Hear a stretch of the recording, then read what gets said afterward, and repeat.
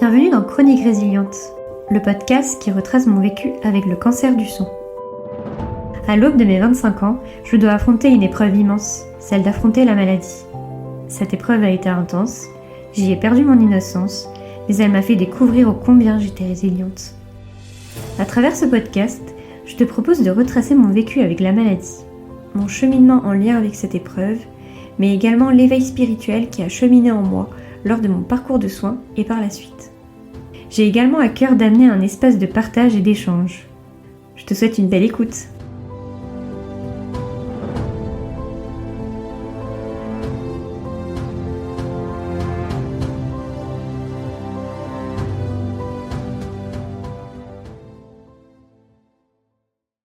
Et si nos malaises et nos maladies avaient quelque chose à nous dire ? Dans cet épisode, je m'inspire notamment du travail de Jacques Martel pour explorer une lecture symbolique du corps et de ses messages, en complément de l'approche médicale. Bonjour à tous, on se retrouve aujourd'hui pour un nouvel épisode, dont l'épisode que j'avais pas eu le temps de faire la dernière fois, donc je vais m'y atteler aujourd'hui. Vous parler un petit peu de la signification émotionnelle des maladies. Donc dans cet épisode, je vous propose d'explorer autrement les malaises et maladies, au-delà des symptômes physiques. Certaines approches suggèrent qu'ils peuvent aussi porter un message, une histoire, un lien avec ce que nous vivons intérieurement. Pour cet épisode, comme vous l'avez compris, je vais donc m'appuyer sur le travail de Jacques Martel et de son livre consacré au sens possible des malaises et des maladies. Donc il ne s'agit pas de remplacer un avis médical bien sûr, mais d'ouvrir une porte, d'offrir une autre lecture, plus symbolique et introspective, afin de mieux comprendre ce que le corps cherche parfois à exprimer. Cet ouvrage est le fruit de plusieurs années de recherche, d'observation et d'accompagnement dans lesquels il a cherché à comprendre le sens symbolique des symptômes et des maladies. Son travail l'a ensuite conduit à donner des conférences et à transmettre cette lecture psycho-émotionnelle de la santé à un large public. Mais voilà, un petit peu dans cet épisode, je vais vous parler vite fait de qui est Jacques Martel, pourquoi on va aborder ce thème qui me paraît super important. Et ensuite vous raconter un petit peu moi comment j'ai découvert cet ouvrage et qu'est-ce que ça m'a apporté en fait dans la lecture de ce qui m'est arrivé comme ça sur le coin de la tronche, surtout quand on est aussi jeune comme ça. Moi je suis quelqu'un qui a quand même besoin de trouver du sens à ce qui m'arrive. Alors donc tout d'abord déjà, qui est Jacques Martel ? Donc Jacques Martel, c'est un thérapeute, formateur, conférencier.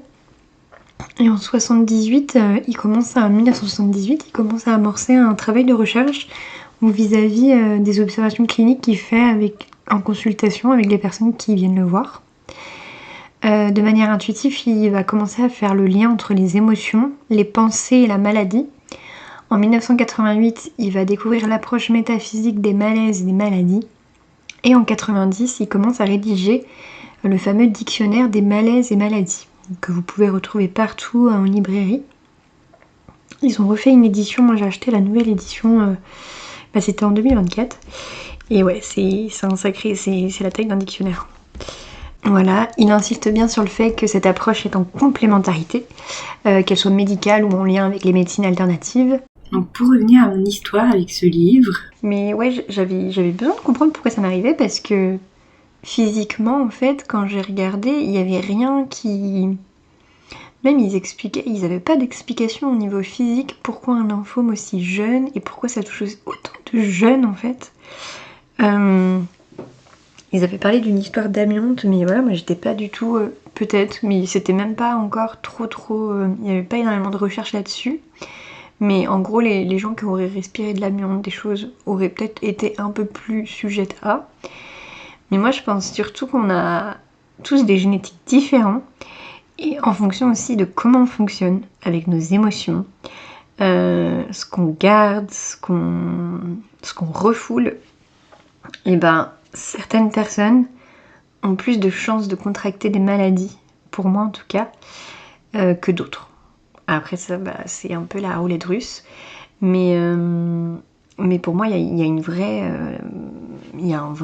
dans le cancer surtout, il y a quelque chose de l'ordre émotionnel qui est important, mais encore une fois, c'est ma vérité. Si ça vous parle pas, passez votre chemin, ou n'écoutez pas cet épisode. Moi je trouve que c'est toujours intéressant d'aller voir la signification émotionnelle. Après si ça vous parle pas, ne prenez pas. Surtout dans le sens si par exemple vous avez quelque chose qui revient régulièrement, mais ne serait-ce une petite maladie, un truc ou ouais, une gêne qui revient souvent et vous avez beau faire tout au niveau physique, médicamenteux, ça revient tout le temps. Pour moi aussi les gros chocs, les cancers, tout ça, pour moi ça a des liens. Après voilà, tout le monde n'est pas ouvert à ça et c'est ok. Mais en tout cas moi je vais vous parler de ça aujourd'hui. Du coup moi pour la petite histoire, j'ai découvert ce livre donc lors de ma première consultation avec Magali qui est ma naturopathe, que je suis toujours actuellement, que je retourne voir de temps en temps et qui interviendra bientôt sur le podcast d'ailleurs. On est en train d'organiser ça. En fait, elle m'a parlé de ça. On a énormément échangé pendant ce premier rendez-vous.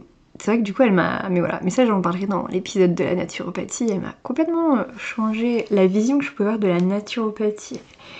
Elle a une approche tellement plus holistique. Elle fait pas juste de la naturopathie, quoi. C'est hyper intéressant. C'est énormément de connaissances. Donc c'est d'une richesse de la côtoyer, franchement. Je ne peux que vous la conseiller. Mais voilà, on en parlera dans le prochain épisode, on va pas s'éparpiller. En fait, elle me demande est-ce que tu es allé voir la signification émotionnelle de ta maladie ? Moi, je la regarde avec des grands yeux. À l'époque, je connaissais pas ça. Alors, j'étais un petit peu ouverte au dev perso, tout ça. Mais du coup, je la regarde, je suis ah non, je connais pas du tout le dictionnaire. Et du coup, elle me propose d'aller qu'on aille regarder ensemble cette signification émotionnelle, dont le Hodgkin qui était bien dans le dictionnaire, parce que vraiment vous avez tout. Hein. C'est assez complet. Et après des choses bien spécifiques. Mais ce qu'on va faire, c'est qu'à la fin de l'épisode, je vais vous donner quelques exemples. Et après, si vraiment vous avez envie d'aller voir un truc spécifique, vous pouvez m'envoyer un MP ou commenter le podcast. Je pourrais vous répondre. Alors je pourrais pas en envoyer 100, hein, mais voilà, si jamais il y a des gens vraiment ils ont envie de savoir, n'hésitez pas, ou un MP. Pour moi, tout est relié en fait. Le physique, la tête, le mental, même voilà, on peut parler d'âme. Votre âme il est venu expérimenter des choses, et même des fois au niveau, on peut parler de transgénérationnel, hein, des choses. Et d'ailleurs moi j'ai découvert qu'il y avait potentiellement dans ma maladie quelque chose au niveau de la lignée transgénérationnelle. Je rentrerai pas dans les détails voilà, précis de mon cas. Je pourrais faire un épisode si ça vous intéresse sur le transgénérationnel, sur ce que j'en sais, mais en tout cas je rentrerai pas dans les détails parce que ça, voilà, ça concerne d'autres personnes et pas que moi. Mais en tout cas il pourrait avoir potentiellement un lien aussi transgénérationnel qui s'est répercuté sur du coup ma lignée à moi. Et voilà, et c'est moi qui du coup a hérité un peu de cette chose, mais en même temps cette chose qui est venue me réveiller, hein, comme on dit. Donc voilà, moi je suis complètement ok là-dessus de dire que moi j'ai aucun regret de tout ce qui m'est arrivé. Pour moi c'était sur mon chemin, et voilà, et ça fait celle que je suis aujourd'hui. Je suis complètement en phase avec ça et je le dis, et donc voilà, je suis donc dans cette consultation, et c'est hyper riche parce que on parle, et ouais, je la connais pas, mais en fait je commence à lui livrer beaucoup de choses sur ma vie, mais c'est hyper fluide, c'est hyper naturel, et elle me sort ce dictionnaire en fait, et là elle me dit vas-y, si tu veux on va regarder qu'est-ce que c'est le Hodgkin, et ouais, et là pouf, limite je suis émue en fait, je me dis ouais, mais en fait c'est tout moi quoi, c'est je m'y retrouve énormément. Et c'est vrai qu'après ça, quand j'ai notion de cette cette découverte, cette information, on va dire, je me dis ouais, en fait c'est pas là pour rien en fait. Là ça t'envoie un message, il est temps que tu t'écoutes, que tu te réveilles, parce que là ça va plus en fait. Parce que voilà, un cancer c'est quand même énorme. Et je me suis toujours demandé, mais est-ce que t'as pas eu des signes avant-coureurs et tu ne les as pas vus? Après, moi, comme je vous le disais, j'avais pas énormément de symptômes, et le lymphome de Hodgkin, ça peut être connu, il n'y a pas énormément de symptômes énormes. Je connais plusieurs personnes, ils ont pas eu. Moi, à part de la fatigue, j'avais maigri un peu, mais je faisais du sport, il y avait rien d'autre quoi. J'avais pas de sueur nocturne, voilà. J'avais regardé un peu la liste des effets que voilà, ça pouvait alarmer. Non, j'avais pas... C'était des choses en fait qui pouvaient s'expliquer par un quotidien un petit peu, occupé.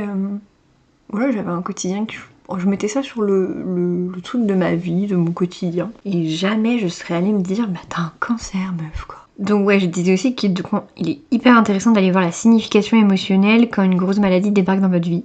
Comme ça, subitement. Mais aussi si vous, vos proches, contractez souvent des maux ou des malaises. Je dis n'importe quoi, vous avez souvent des otites. Et en fait, quand vous allez regarder, souvent c'est des choses, en fait, vous pouvez même faire le lien tout seul. Je vous donne un exemple tout bête. En avoir plein le dos. En fait, il y a des expressions. Dites un peu, on pourrait dire que c'est un petit peu... c'est le langage des oiseaux. Hein. Il y a des expressions, en fait, qui veulent tous dire dans les mots que vous pouvez ressentir MAUX. J'en ai plein le dos. Bah ouais, ça veut dire quoi? Ça veut dire que vous portez énormément sur votre dos et des choses qui sont pas à vous en fait. Et un sac qui est beaucoup trop lourd pour vous et que vous devrez relâcher des trucs. Et souvent les mots de dos c'est ça. C'est vous portez énormément pour les autres. Et souvent du coup des choses qui ne vous appartiennent pas ou des responsabilités que vous prenez, que vous pourriez déléguer. Voilà, et en fait à force de prendre, à un moment le dos il lâche. Et aussi pour un exemple hyper parlant dans le langage des oiseaux, vous avez également, on est en plein dans le thème, la maladie. Donc si vous décortiquez, ça fait le maladie. Ça résonne encore avec ce que je vous ai exprimé avant, c'est le corps qui s'exprime à travers la maladie parce que les émotions ont été refoulées ou il y a des choses, voilà. Et encore une fois, mon discours n'est pas du tout culpabilisant, hein. Je suis tombée moi-même malade et voilà, mais moi en tout cas c'est ma grille de lecture. Et voilà, des émotions refoulées, pas intégrées, pas digérées. Et ça se transforme, puisque notre corps, de toute façon, nous parle tout le temps. Tout est relié. Notre âme, notre corps, notre mental. Et voilà, donc je voulais quand même aussi vous donner cet exemple, parce qu'on est quand même sur un podcast où on parle de maladie aussi. Donc là, j'ai pas d'autres expressions qui me viennent, mais peut-être que vous en aurez en m'écoutant. C'est hyper intéressant d'aller voir. Si on est curieux après, et voilà, si on a envie...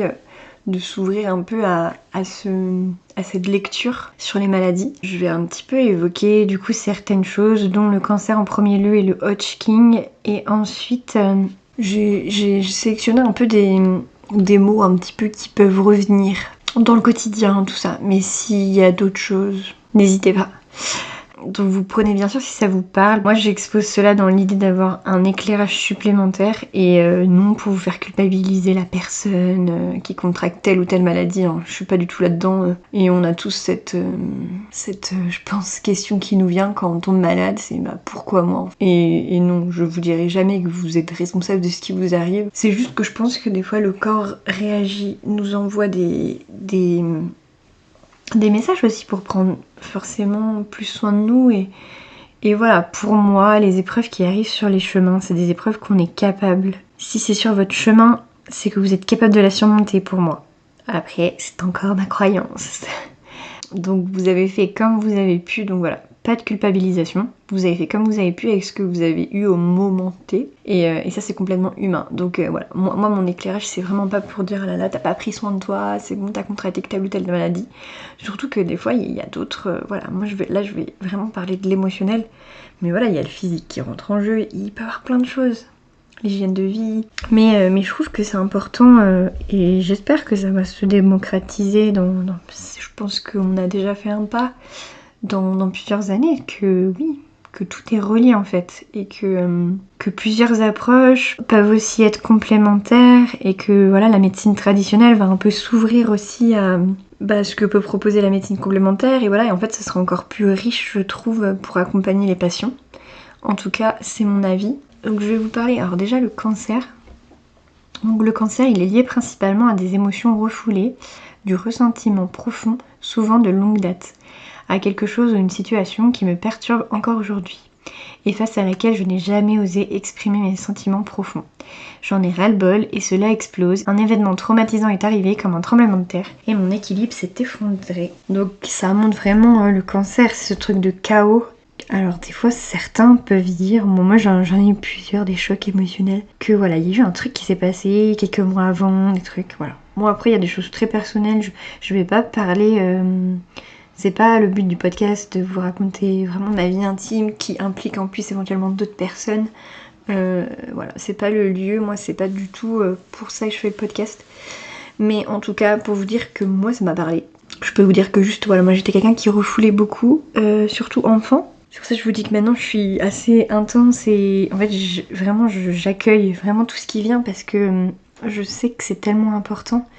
Et je pense qu'avant, quand ça me plaisait pas, je le disais pas. Je gardais beaucoup, je prenais, je me disais t'es forte, ça va aller. Et ouais, j'encaissais, mais à un moment le cœur il dit stop en fait. On n'est pas des machines et puis ouais, j'étais une petite fille hyper effacée, hyper introvertie. Voilà, c'était vraiment... Ouais, c'était... Je me rappelle, j'avais souvent la gorge nouée pour vous dire. Quand j'étais dans des situations qui me convenaient pas mais que je pouvais pas je pouvais pas m'exprimer comme je voulais, en tout cas je n'y arrivais pas. Et en fait pour moi, les ganglions qui arrivent au niveau du cou quoi, en mode j'ai les boules, et je les ai eu beaucoup dans ma vie les boules quoi, pour vous dire cette expression. Là je peux encore vous parler d'expression en fait. J'ai les boules au niveau de la gorge. J'en parlais souvent de ça, c'était quelque chose que j'avais souvent quand j'étais stressée ou quand j'arrivais pas à dire quelque chose, il y avait un truc qui restait noué là, et bam quoi, t'as un cancer qui arrive là. Tu peux pas rester insensible à ça. En tout cas moi ça m'a parlé de dingue et depuis c'est vrai que c'est quelque chose, j'ai une émotion, je l'extériorise. Alors peut-être pas tout de suite, des fois je suis pas dans un lieu qui le permet, voilà. Mais voilà, je prends un temps, je craque, je lâche. Et je vois souvent qu'après ça fait du bien parce que j'ai lâché tout ce qui est émotionnel et après je peux prendre de la hauteur comme je vous disais. Mais en tout cas maintenant mes émotions, et voilà, je trouve qu'on est dans une ère où quand même les émotions sont beaucoup plus acceptées. Dans l'éducation c'est de plus en plus présent. Moi c'est quelque chose que voilà, je transmets beaucoup à ma fille, de nommer ses émotions. Je trouve ça hyper important parce que moi on est une génération, on n'avait pas accès à tout ça. Et c'est hyper important d'écouter en fait ce que ça fait sens pour vous, en fait, même les émotions les plus désagréables, parce que c'est important en fait, les émotions c'est un langage, ça vous parle, ça vous envoie des signaux également. Et voilà, et en fait les voyez jamais comme votre ennemi, ça fait partie de vous et vous êtes des humains avec toutes les émotions possibles, il n'y a pas de bonnes ou de mauvaises émotions. C'est vrai moi j'ai encore un travail à faire un petit peu sur la colère, je trouve que souvent... Je me la vois comme une énergie négative, mais non, c'est pas là pour rien, c'est là pour faire passer des messages, sur des trucs que vous avez encore à bosser, sur... accueillez-la en fait, c'est ok. Mettez-vous en colère, si voilà, bon, essayez de pas le faire de manière voilà, inadaptée et tout, restez avec vous-même, mais vous voyez ce que je veux dire en fait, c'est les émotions font partie de nous et moi je suis vraiment partisane. Les émotions, c'est la vie et on est vivant et moi je suis tellement... En fait, je m'estime hypersensible, hein, clairement, sur des choses, des fois je vois pas le truc venir et je m'effondre, ou une situation qui me touche énormément, voilà, quelqu'un qui va ramener quelque chose, une histoire, et... mais accueillez ça, c'est votre meilleure richesse, l'intelligence émotionnelle. On en manque encore cruellement aujourd'hui, mais si vous avez cette intelligence émotionnelle, mais gardez-la, bon Dieu quoi. C'est ce qui fait de vous quelqu'un d'empathe, qui va connecter beaucoup plus avec les gens, qui vous comprennent aussi. Après, voilà, qui dit empathe, on en reviendra sûrement dans un autre épisode, mais l'empathie, ça se travaille aussi, et il y a l'empathie et la compassion, je crois. Et voilà, c'est deux choses différentes, et je pense qu'il faut aussi se mettre faut se mettre un cadre. Parce que voilà, moi j'étais quelqu'un aussi qui me noyait dans les émotions des autres en fait. Et ça m'a pas aidé. Et du coup je pense que j'avais aussi beaucoup de choses qui ne m'appartenaient pas.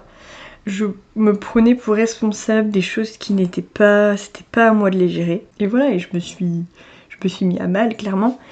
Mais c'est pas grave, hein, on est là pour apprendre et mine de rien, cette expérience, elle m'a beaucoup aidée là-dessus. Et aujourd'hui, je suis hyper, même moi je suis comme ça en fait, je suis sensible et si t'es pas content, c'est pas grave en fait. Hein.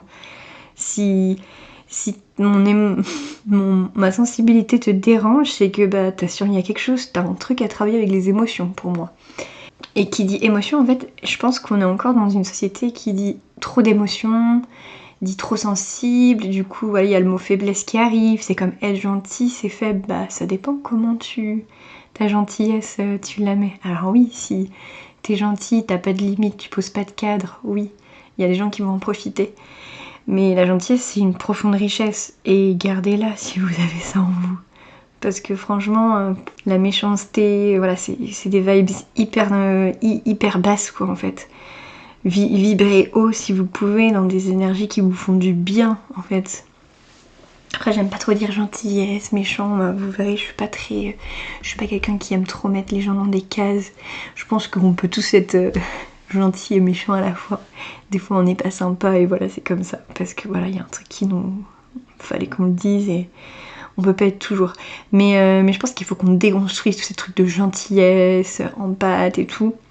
Parce que c'est une profonde richesse, et moi je l'ai compris, mais un peu tard. Un peu tard pour moi, même si je m'estime pas très vieille encore, mais en fait, cultivez ça. Après, apprenez à l'apprivoiser, et voir du coup, ouais, comment vous fonctionnez, est-ce que ça va pas... c'est pas contre-productif des fois pour vous, ça vous prend pas beaucoup d'énergie, faut aller voir un petit peu, faut que ça reste fluide et que ce soit ok et aligné avec vous en fait. Mais enfin bref, j'ai fait une petite aparté sur les émotions, que voilà, je trouve que c'est un sujet hyper important, et voilà. Ça se déconstruit petit à petit, on y travaille, mais c'est compliqué, ne serait-ce que les émotions des enfants.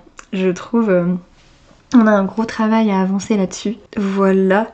Alors je vais vous lire aussi également du coup pour la maladie de Hodgkin. Donc la maladie ou lymphome de Hodgkin est une affection cancéreuse touchant les ganglions lymphatiques ainsi que la rate et le foie. Donc ça c'est quand vous êtes en stade 3. Alors moi ça a touché, ça allait pas jusqu'à la rate et le foie parce que j'avais été pris en charge à partir du stade 2. Donc moi ça restait sur mon sternum, et voilà. Elle se manifeste par une perte des forces causée par la diminution des globules blancs. Il y a vraiment une histoire avec le sang aussi. C'est intéressant d'aller voir les maladies du sang aussi. La maladie de Hodgkin est fortement reliée à une grande culpabilité. Donc voilà, moi c'était une émotion que je ressentais énormément souvent. Et rien que cette culpabilité en fait de prendre sa place, d'être bien quand les autres étaient mal autour de moi. Voilà, moi c'est un gros sujet chez moi, de réussir, on va dire, à jouir de la vie sans que l'autre soit mal à côté. J'ai souvent une grande culpabilité quand les autres sont pas bien autour de moi, de me recentrer sur moi et de me dire t'as le droit d'être bien Glad. Je ne me trouve pas assez bon. L'estime de moi est à son plus bas, allant même jusqu'à refuser les compliments qu'on me donne. Voilà, encore une fois, l'estime de soi, c'était pas dingue, hein, je vous dis, je me soigne, mais c'est un long chemin. Je crains d'être attaquée et désapprouvée, je vis un grand découragement, une perte de goût de vivre, sang égale joie, et une perte de mes défenses, globules blancs. Car c'est comme si je n'avais pas le droit ou ne méritais pas de vivre. Voilà, bon là ça résonne encore avec quelque chose de transgénérationnel que j'ai travaillé sur ma lignée. C'est assez dingue en fait, je le relis là avec vous, et il y a tout qui se rejoint en fait. Je dois me protéger d'un grand danger, la maladie par exemple. Je ne peux pas combler les attentes des autres, surtout celles de mes parents. Je me sens dans une course frénétique, je sens le besoin de prouver que je suis quelqu'un et que je peux accomplir de grandes choses. Je peux nourrir des sentiments de haine ou de rancœur, assez de vivre en fonction d'autrui. Je cherche qui je suis, je porte des masques pour plaire aux autres. Voilà, un peu l'histoire de ma vie aussi. J'essaye de déconstruire, mais ouais, c'est dur hein, d'enlever les masques 100%. Je pense qu'on enlève les couches d'oignons petit à petit. Je suis comme un caméléon qui dans un recoin change de couleur afin de se protéger comme l'autorité extérieure. Je me perçois comme un monstre, je me sens prisonnier dans une cage. Bon, voilà. Après là c'est des mots assez forts, mais voilà, en fait prenez ce qui résonne pour vous, parce que tout va pas forcément vous correspondre bien sûr, mais là vous voyez en gras il y a bien écrit grande culpabilité qui ressort, et comme si je n'avais pas le droit ou ne méritais pas de vivre. Ouais, après donc on peut aller voir aussi sang, leucopénie, système lymphatique, lymphome, donc je vais aller voir le lymphome après je pense. Et en fait après si vous voulez, Jacques Martel c'est intéressant, il propose une phrase un petit peu pour venir vous réconcilier avec ça en fait. Comment il explique ça? Donc j'accepte ma guérison. Donc en fait il met toujours une phrase derrière, j'accepte de nanana. Et en fait ça peut venir si vous voulez travailler sur l'aspect émotionnel un peu, vous voulez un peu guérir au niveau aussi voilà intérieur. Ça peut vous aider, donc il met un petit mantra, il met j'accepte de m'aimer pour ce que je suis. Je me fais confiance et je vais à mon rythme. Je suis branchée à la source qui est en moi et mon corps se régénère. Je prends ma vie en main, j'accepte mes richesses intérieures. Je vis selon ma propre vérité intérieure. Merci c'est fait. Bon à la fin il met toujours merci c'est fait. C'est un mantra que vous pouvez vous répéter en fait. Si jamais ça vous parle. Ça va peut-être être trop perché pour vous, mais moi j'aime bien ces petites choses-là. J'utilise, je commence tout ce qui est mantra et tout en numérologie, je le fais aussi au niveau de l'énergie de mes nombres, mes premiers besoins sur ma date de naissance. Et c'est hyper intéressant. Je vais aller voir du coup le lymphome. Alors, je vous lis pour le lymphome, au cas où, voilà. Et après on partira sur des choses un petit peu plus globales, peut-être des choses qu'on peut rencontrer dans notre quotidien, tout ça. Ce sera intéressant d'aller voir. Donc un lymphome est un cancer du système lymphatique qui se développe aux dépens des lymphocytes. Il est caractérisé par des proliférations cellulaires malignes. Le système lymphatique se retrouve dans mon corps parallèlement à mon système sanguin. Il transporte la lymphe qui joue un rôle important dans le processus d'immunité et de défense de l'organisme. Le système lymphatique est relié plus directement à mes émotions et à mon côté affectif. Les ganglions servent à filtrer la lymphe et ses impuretés. Un cancer des ganglions m'indique de grandes peurs, de la culpabilité et du désespoir par rapport à mes émotions sur le plan amoureux et sexuel. Je peux me sentir impure et pas à la hauteur. Mon moral peut être affaibli, miné. On peut m'avoir jugé sévèrement et je trouve la situation difficile à avaler car je n'ai pas pu me défendre. Même si je vis présentement une vie amoureuse harmonieuse, il se peut que de profondes déceptions refassent surface sous la forme de ce cancer. Il y a des situations ou des personnes que je ne peux oublier ou à qui je ne peux pardonner. Je me cherche un endroit où je peux m'abriter en toute sécurité pour me protéger car je souffre en silence. Voilà, donc je vous parlais de silence. C'est clairement ça. Je vous fais des petits liens quand moi ça me parle. Mais oui, j'ai beaucoup intériorisé pendant très très longtemps dans ma vie. Je crois que la seule façon d'y arriver est de me retrouver dans un groupe. Même au détriment de mon couple, il est important d'aller lire le texte sur la partie du corps touchée, comme complément d'information sur la nature du conflit émotionnel. Et là, il vous parle du petit mantra « J'accepte que tout prenne sa place à l'intérieur de moi, à travers le pardon et la générosité du cœur. Je laisse circuler la vie comme l'eau de la rivière, dans l'harmonie et dans l'amour. Je me sens en sécurité. Je suis protégée en tout temps. Je me laisse guider par le courant de la vie. » Bon, après ce qu'on va faire... Alors, je vous avoue que il y a un truc qui me vient là. J'avais un petit peu repéré des choses, mais je pense qu'on va y aller un peu à l'intuition. Je vais ouvrir le dictionnaire si vous voulez. Et voilà, je vais regarder sur quoi ça tombe et je vais regarder ce qui m'attire. Et voilà, c'est que vous devez sûrement peut-être entendre des définitions ou des... Alors là j'ai la nuque. Donc si vous avez souvent mal à la nuque, des raideurs. Donc la nuque est la partie postérieure du cou, située au-dessus de l'occiput. L'occiput, je sais pas comment on dit. Elle est au sommet de ma colonne vertébrale et ma nuque est le pivot de ma tête. La nuque est la région par où toutes les énergies passent pour se répartir dans tout mon corps. Elle me permet de considérer toutes les facettes d'une situation et de faire des choix. Elle permet à ma tête de regarder différentes options de la vie ou différents paysages qui s'offrent à moi. Si ma nuque est souple, je peux être ouvert complètement au monde qui m'entoure et faire face à ses exigences. La nuque correspond aussi à ma confiance en moi. Si je crains de recevoir une tuile sur la tête, ma nuque peut être affectée. De même, si je vis ou je vois de l'injustice, ma nuque réagit. Je peux me retrouver à un moment de ma vie où je ne sais plus où donner de la tête. Il y a beaucoup de surprises et d'inattendus, souvent au niveau familial, et j'ai tendance à jouer au martyr. Je peux vivre de la colère, me sentant obligée de courber l'échine ou de m'incliner en signe de soumission. Une nuque raide est une démonstration d'un refus ou d'un engorgement d'énergie. La tête ne peut plus tourner dans différentes directions, je peux avoir l'impression de manquer de soutien, j'ai tendance à être entêtée, rigide dans ma façon de penser et n'en faire qu'à ma tête par orgueil. Je deviens passif, évitant d'aller de l'avant et d'être dans l'action. J'ai l'impression de ne pas avoir toutes les qualités nécessaires à la réalisation de mes désirs et de mes idées, qui risquent de rester à l'état de projet ou de rêve irréalisable. Je pense que je ne suis pas capable. Est une phrase qui revient sans cesse dans la tête. Si ma nuque s'appuie sur des valeurs ou des principes qui ne sont pas les miens, celle-ci a tendance à être faible. Donc j'accepte les différentes pensées et sensations qui viennent à moi et je les laisse circuler librement. Je regarde avec amour les différents paysages qui m'entourent en toute liberté. J'accepte toutes les richesses que j'ai à l'intérieur de moi. Je suis pleinement conscient de tout le potentiel qui m'habite. Alors, les maux de ventre, c'est quelque chose qui revient beaucoup chez vous. Donc un mal de ventre ou douleur abdominale peut être l'un des symptômes associés à des troubles passagers ou à une maladie grave. Pour l'enfant comme pour l'adulte, le mal de ventre est le signe d'un sentiment d'abandon et de solitude. Je suis sensible à un événement extérieur qui m'affecte. sans que je puisse l'exprimer. Cela fait naître de la révolte en moi. Le mal de ventre, particulièrement chez moi comme enfant, est souvent une façon de recevoir des soins et de l'attention. Le mal de ventre met en lumière un refus de communiquer et la crainte de ne pas être écoutée. Je suis angoissée car je ne sais que faire de toutes mes possibilités. Ai-je pris les bonnes décisions ? Je vais être correcte. Je crains de souffrir et de mourir. J'ai l'impression qu'on me surveille constamment et mon niveau de stress est très élevé. J'accepte de communiquer avec mon entourage. Je laisse circuler l'amour vers les autres librement. Je fais confiance à la vie. Bon allez, je vais finir quand même sur un autre mot. C'est quelque chose qui peut revenir chez pas mal d'entre nous, donc ça peut être intéressant. Et dont moi, j'en ai moins maintenant, mais j'en avais régulièrement à une époque, au moins une fois par an. Donc on parle du larynx, la laryngite, donc perdre la voix. La laryngite est une inflammation de la muqueuse du larynx accompagnée de toux et d'enrouement. Chez les enfants de moins de 5 ans, on parle plutôt de faux croûs. La laryngite est une infection causée par la difficulté à m'exprimer par crainte du ridicule ou de la critique. Très souvent face à l'autorité à laquelle je me soumets. Je ne peux pas exprimer mes propres opinions et affirmer ce qui me tient à cœur.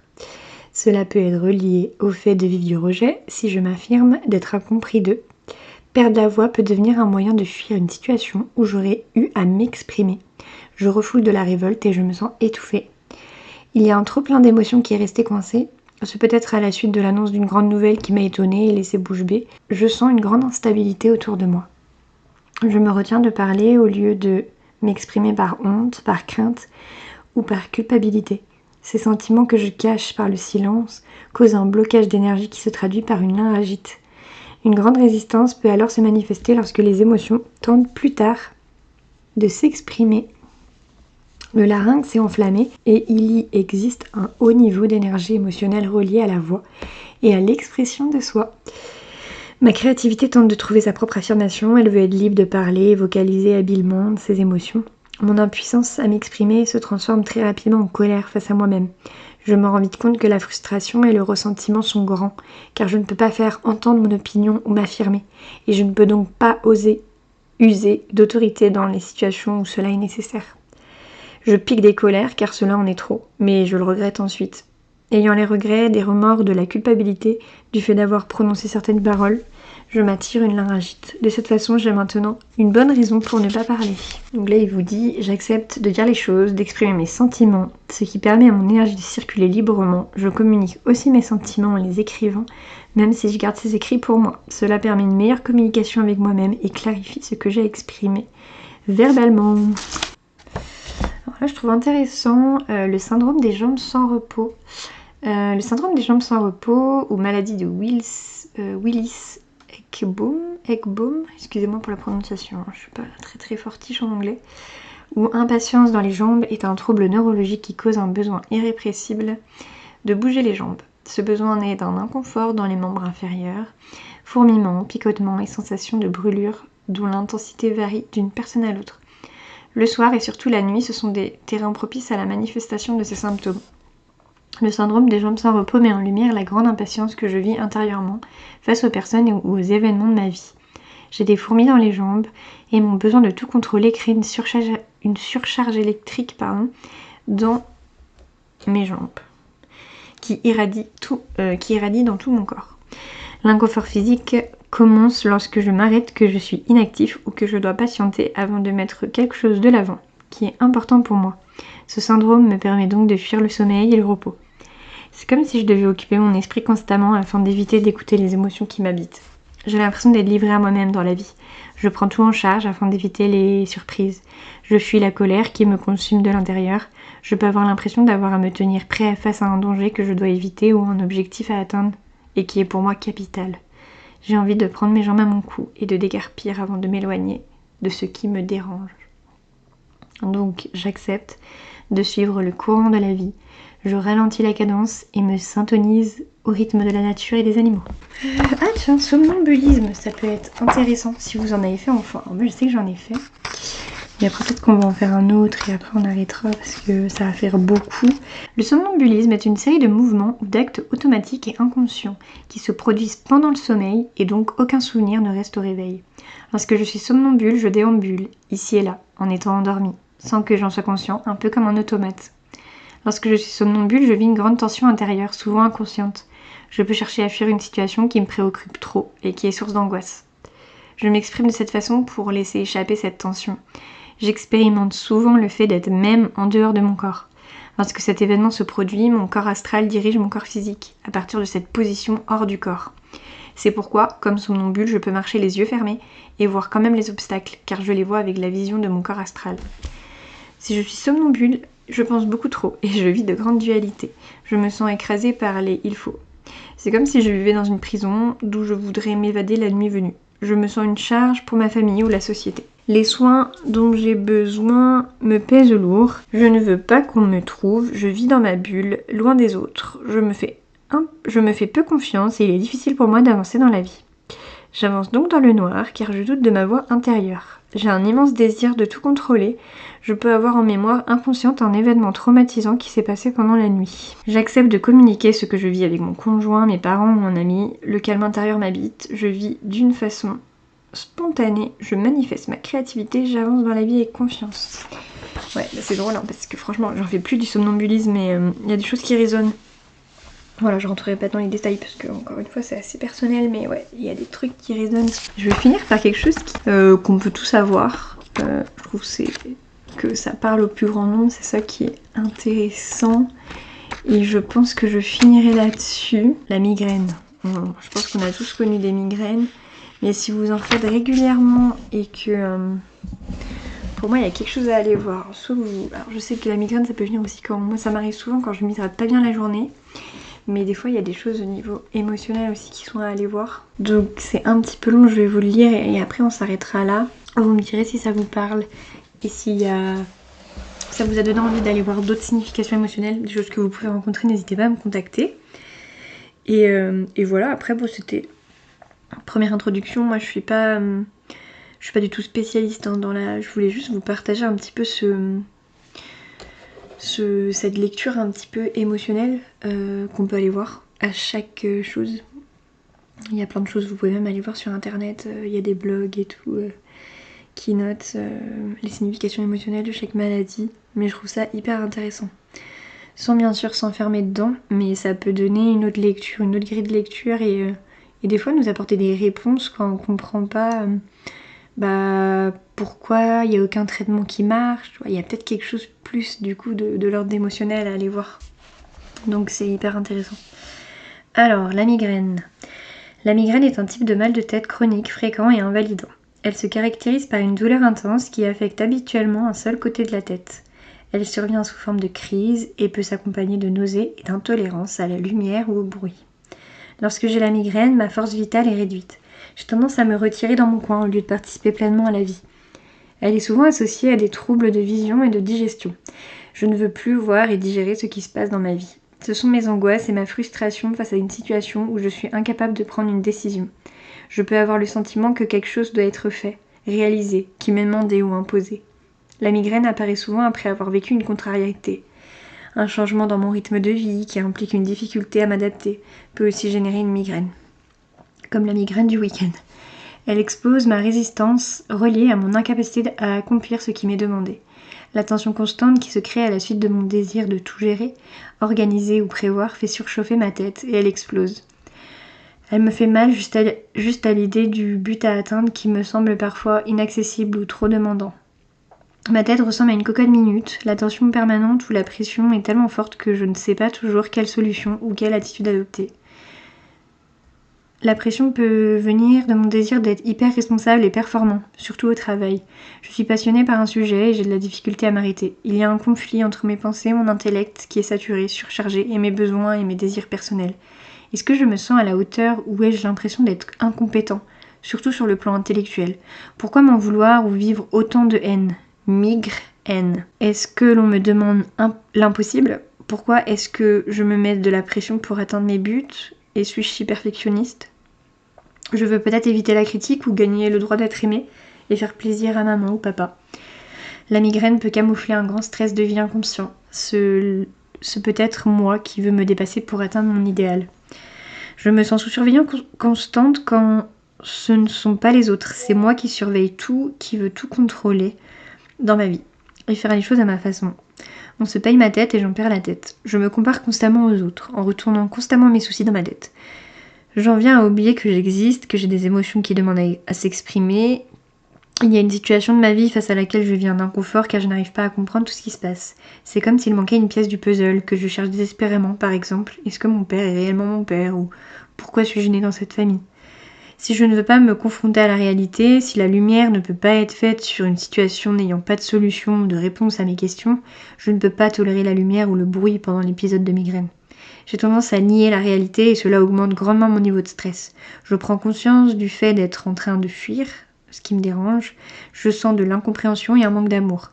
Il est important que j'identifie l'émotion que je veux tant contrôler et refouler ou la situation dont je veux oublier l'existence et qui crée une tension aiguë et constante à l'intérieur de moi qui provoque la migraine. La migraine peut être reliée à des difficultés sexuelles qui refont surface et qui ont été refoulées depuis l'enfance. C'est comme un combat à l'intérieur de moi qui se déroule entre mes pensées et ma sexualité. Et cela me monte à la tête. C'est comme si ma tête allait éclater. Je me pose des questions face à l'identité de mon père, que ce soit d'une façon consciente ou inconsciente. Mes structures de vie demandent à être adaptées à ma situation présente. Mais il est difficile de laisser aller ce qui est familier pour s'en aller vers l'inconnu. Lorsque la migraine est localisée au niveau du front, je me demande face à quelle situation je me sens diminuée ou impuissant. J'ai besoin d'être plus performant, d'affronter une situation et de trouver une solution. Je me sens limitée dans mes capacités intellectuelles. La migraine me donne un temps d'arrêt et diminue le flot d'informations qui arrivent à moi. Cela peut aussi être une façon d'obtenir davantage d'amour et d'attention. J'accepte de regarder la réalité en face. Je laisse les événements circuler librement dans ma vie. Je reçois en retour joie, paix et harmonie. Je suis flexible et compréhensible envers moi-même. Je vis le moment présent. Je suis léger et je peux m'envoler comme une montgolfière. Bon, c'était hyper long, donc vous prenez ce qui vous parle parce qu'en fait, des fois, il met énormément d'infos. Et en fait, il y a plein de trucs. Vous saurez s'il y a peut-être qu'un petit paragraphe qui vous parle. Et je pense qu'on a tous eu la migraine un jour. Et si ça revient souvent, c'est intéressant d'aller se questionner. Oh, bon bah on en a terminé avec cet épisode du coup. Donc si jamais vous avez envie de commenter, il y a des choses qui vous parlent. Ou voilà, vous avez besoin d'autres significations, n'hésitez pas à m'envoyer un message. J'espère que c'était pas trop long parce que c'est vrai que j'ai lu du coup les chapitres parce que de toute façon je vais pas inventer, je les ai pas dans ma tête les significations émotionnelles. Mais voilà, en tout cas je me suis inspirée comme je vous le dis du livre de... du coup c'était Jacques Martel. Et il y a aussi un très bon livre qui existe, donc c'est Michel Oudoul qui a écrit le fameux livre qui est très connu aussi, Dis-moi où tu as mal, je te dirai pourquoi. Donc ça peut être intéressant d'avoir les deux en complément. Moi j'avoue pour l'instant j'ai que le dictionnaire. Et voilà, c'est pas quelque chose que j'ai creusé après comme sujet, donc c'est pour ça que je rentrerai pas dans des explications. J'aime pas parler de ce que je maîtrise pas. Mais en tout cas je trouve que c'était intéressant d'aller voir un petit peu et il y aura peut-être des choses qui résonneront en vous. Je me dis que c'est pas anodin. Je suis tombée sur 2-3 trucs comme ça au niveau intuitif et peut-être que du coup ce sera pour vous envoyer des messages aussi. Donc tant mieux. Bon bah écoutez, n'hésitez pas à me faire des retours si le cœur vous en dit.